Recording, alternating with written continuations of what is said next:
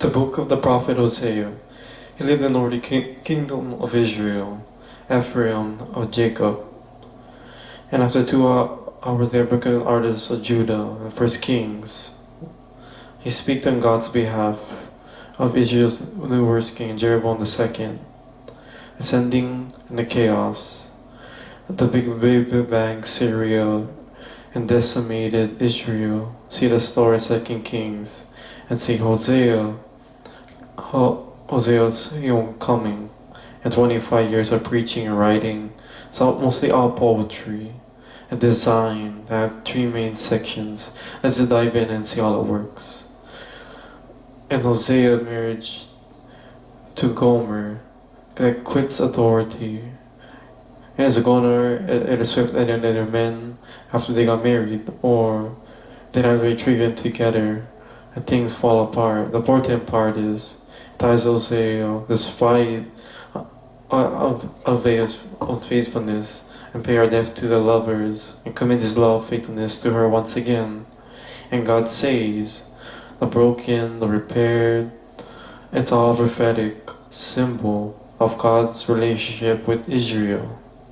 God's like a faithful husband to Israel, rescuing her out of slavery in Mount Sinai, by a covenant at Mount Sinai alone. And he brought Israel to the promised land. And he gave abundance to give them and dedicated to the worship of Canaanites and a genetic reason. He can end the covenant and divorce Israel. Instead, he's going to pursue Israel again and renew the covenant. And says why? It's purely because of God's love, compassion, and faithfulness.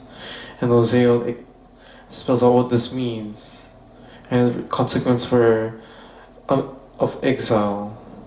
There's hope, there's a future restoration. One day Israel will repent and will come back to worship their God. And Hosea says, he'll place a new Messianic king with the line of David and will bring God's kingdom blessings. Its opening section introduces the all main ideas of the book. Israel built and God is going to bring certain consequences, but God's love and mercy are more powerful than Israel's sin. The main section of the book, more depths of the story. Each of these are the conclusion of a poem of hope of the future. In chapter 4 to 10, causes and effects of Israel's unfaithfulness.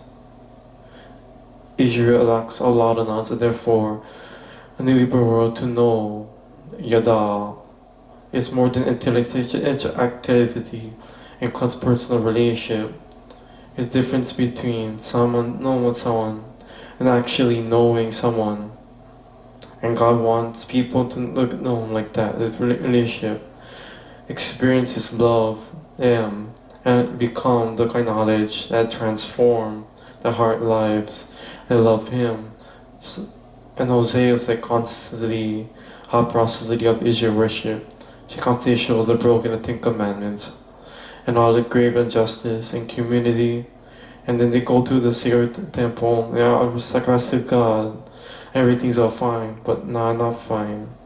Not only because of a prophecy, the worship of His gods. And he mentioned many times the cities and battle. And not only you have to give in the religion to God, Hosea gives a political alliance with other Egypt. And trusting God will protect them. They want to become like the nations and solely on military power. And it's all going to come crashing down on their heads. Because not too long, Syria will turn on them and ravage. And sending a warning. Hosea's history lesson that shows this family's on be unfaithful at the beginning. And it's going to the patriarch Jacob, treachery, Genesis 27-28, and Israel's rebellion in the wilderness, the book of Numbers. And corrupt, it's called Saul and disaster, a story for Samuel and 12-15. Some things in his family never change. What hope that Hosea has. We know from chapter 3, gonna do something to restore these people And that's what these two concluding chapters, chapter 11, is beautiful. Both God's a loving Father, and his Son is very and shared with him. The Son grew up and rebelled and turned on the Father and took advantage of generosity. This poem, God is emotionally torn apart. One moment he's angry, and he's gonna bring severe consequences. And the next moment, he's heartbroken, and then he's moved by God's mercy and his compassion. He's gonna forgive the first son that love. How can I give you up? From my heart turns with me, and now my compassion is aroused. And God did allow Israel to be conquered by Syria and face the consequences. That's not God's final word. There still is hope. That's what the last chapter is all about. Hosea calls, turn back to your God, and know that we know it will last. And God said, He will heal the wickedness and love them freely. And describe them as new Israel, let us tree that deep roots and broad branches and shades to all the nations, and the image of God's blessing to the nation through Abraham's family. And this ever gonna happen, it's going to require an act of God's grace and healing and His power to repair a deep brokenness, a sinful selfishness of the heart, so God's people can receive God's love and love in return. This is what God's promise. In the very last words of the book, they're like a repentant note. They're likely from the author, or eclectic Hosea's poetry, and speak to the reader for a section. Who is wise and discerning to understand all of this? As Hosea's poems, the ways of the Lord are right. The righteous walk in them, but the rebellious stumble in them.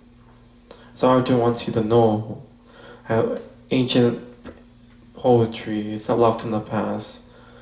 Hosea's poetry reveals deep truth about God's character and human nature, and God should bring justice to human evil.